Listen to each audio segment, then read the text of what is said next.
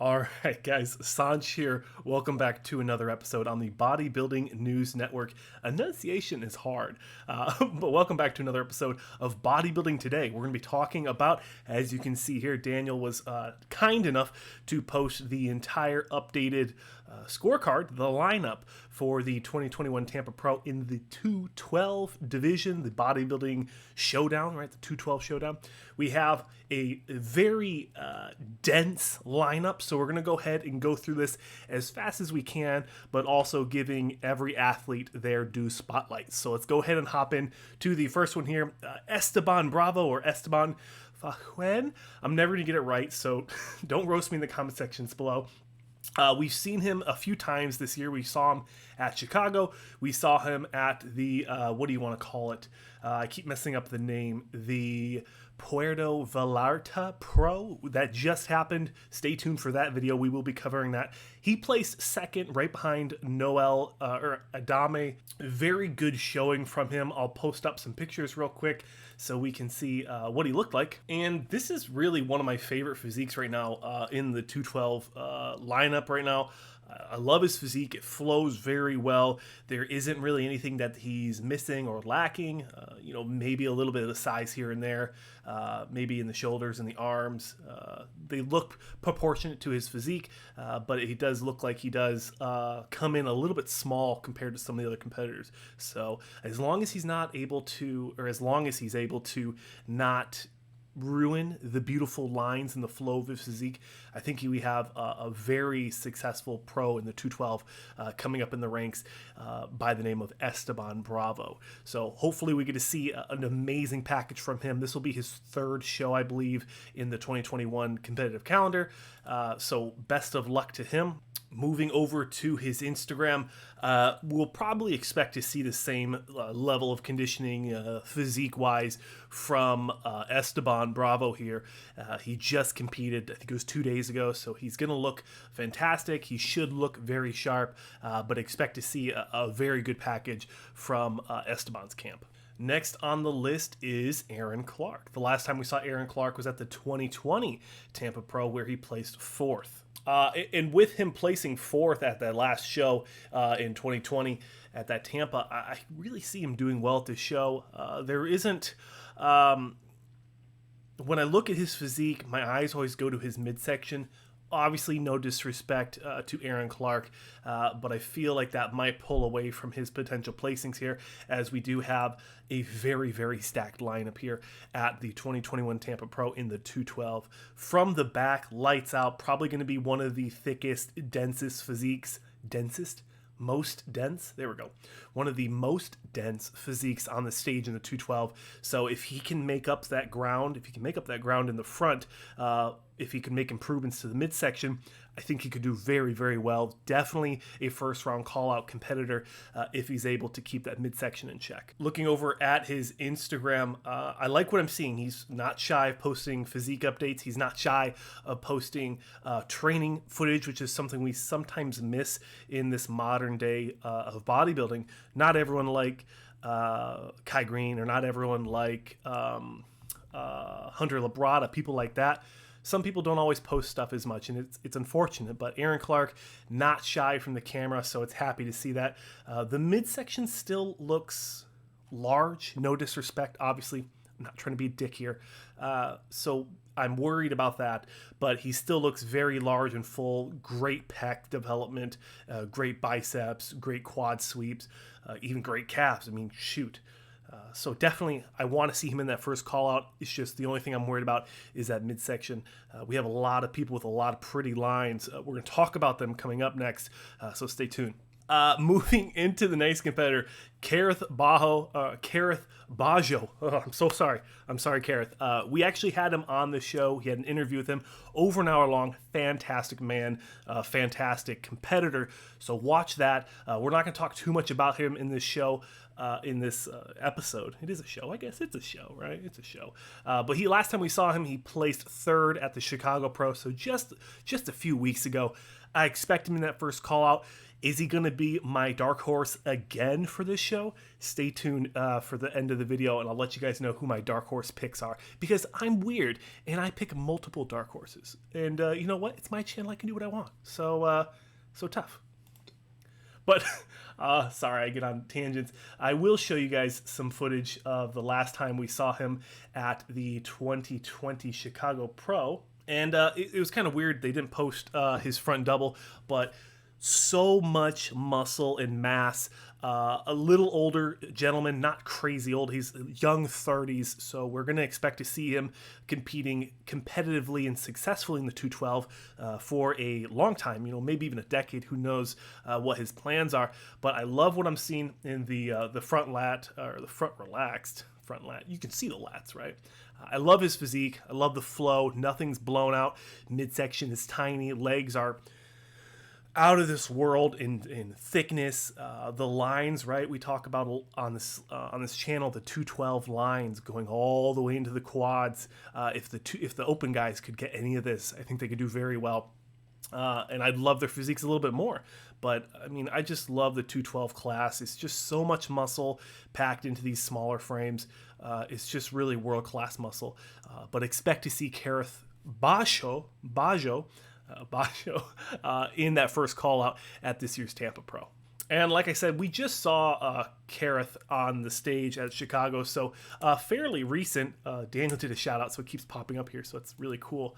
I'll have to check that out in a second. But from what we can see here, he looks similar, just massive, wide.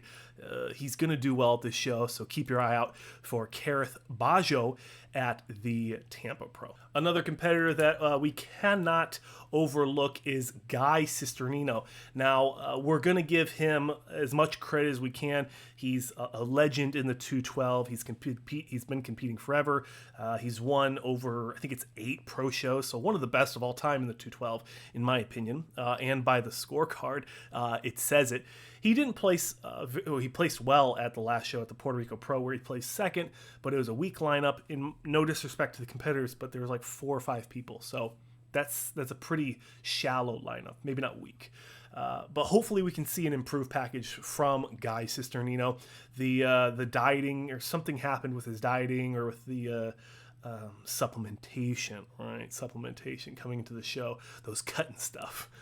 So hopefully we don't get to see that mistake happen again. No disrespect to Guy and his team, but hopefully we can see an improved package from Guy. Expect to see him in that first call out. Another competitor on the channel that we've featured before, it might have been on my original channel, my personal Staunch Bodybuilding, but Celie Cruz, the last time we saw, right here, that's where we're at, guys. Celie Cruz, the last time we saw him was at the 2021 Chicago Pro. Chicago. Put an accent on there. It was the Chicago Pro, where he placed 12th in the 212. And looking at his stage shots, I don't know if he didn't do the front double, but we have a back double here, which if he could bring some improved conditionings, especially you can't really see the glutes, hamstrings, lower back, the midsection's kind of blowing out here. So some stuff I'm sure people have told him before, but if he improves that, who knows? Maybe we can see him in that second call out. But from the front, again, it's just he's hiding it, but he's doing a Phil Heath right now, and he's kind of hiding that midsection because it just it extends. No disrespect, it is what it is. That's what I can see. But let me know in the comment sections below what you guys see. And I know I'm talking a million miles an hour. I finally started my new job, and there's just no time in the day, but I want to get this video out for you guys. So apologies if I'm talking a million miles an hour. But looking at his Instagram, same. Conditioning, vascularity, but not really showing much for the midsection. This was a physique update coming into the Chicago Pro, so we already saw this on the channel. So he hasn't posted too much coming into this Tampa Pro. Next on the list is Charles Curtis. The last time we saw Charles Curtis was at the 2019 IFBB Legion Sports Festival, where he placed 9th. In a smaller competitor, definitely a good fit for the 212. I wonder if he's going to get outsized by some of the other competitors, but a beautiful physique, great lines, massive legs, great conditioning for what I'm seeing here. So very interesting to see that he placed 9th. But like I was saying, sorry, I had to close the door. Beautiful physique, great conditioning. Will we see him in that first call out? Time will tell. I definitely want to see him compare against some of these other physiques. Definitely in the second call out would be a very safe prediction for him. Moving over to his Instagram, not shy of the physique updates. Crazy conditioning. Expect to see him absolutely shredded coming into this Tampa Pro. It looks like he's made some improvements in the musculature, the density and thickness of the muscle. I would be very interested to see how well he does. Definitely going to be nice to see him stand next to some of these other shorter competitors to really see how he matches up, how he sizes up next to the competition. Next one is Joey Dacamena. Apologies if I butchered that one. An Ohio fella. The last time we saw Joey was at the 2021 Pittsburgh Pro Masters Championships, where he placed 3rd in the Masters class. And I actually really like Joey's physique. Taller gentleman, so he has a lot longer legs. Reminds me of me, honestly. But like I said, an older gentleman, so where he will place, time will tell. But let me know what you guys think about Joey and his potential placings at the 2021 Tampa Pro.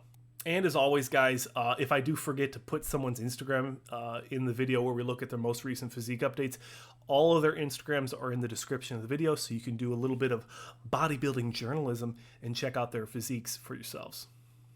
Next on the scorecard is Ahmed Elsadany, which also, I know you're going to say it. You've said it in the comment sections. Y'all have been roasting me in that last video where we covered the Chicago Pro. He also goes by Ahmed Wardany, something like that. Let me know how you guys pronounce it. Do the break it up by sound so I can figure it out with my little brain.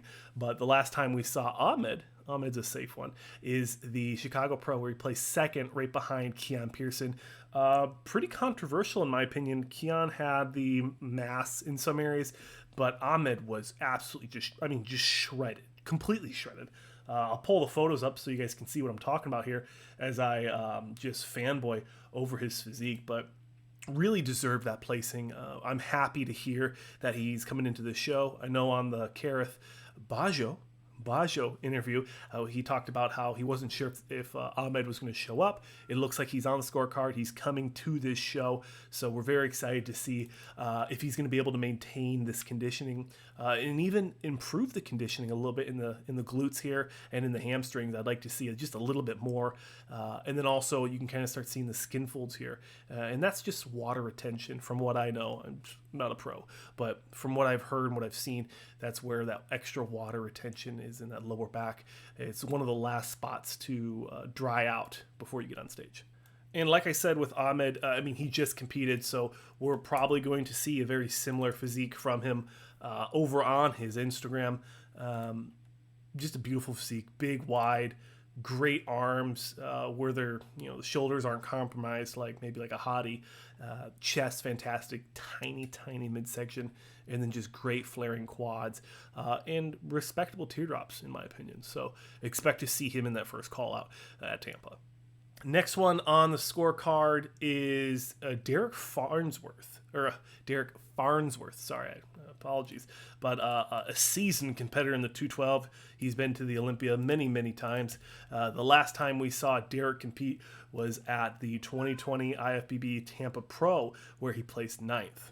And like I said, looking at his most recent physique updates, or at least from his last show at that, Tampa Pro? Yeah, the Tampa Pro, where he placed 9th.